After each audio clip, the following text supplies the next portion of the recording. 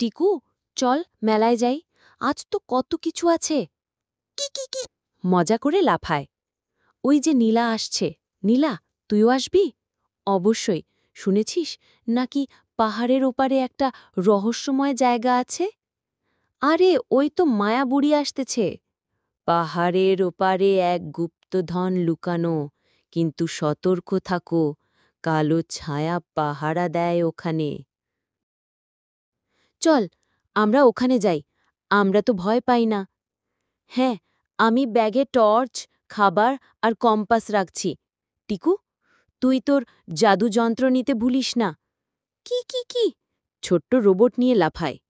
এই নদীটা তো খুবই ভয়ানক, এখন কি করব?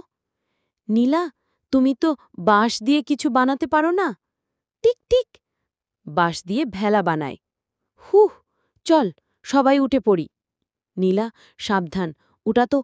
আ আমি গর্তে পড়ে গেলাম।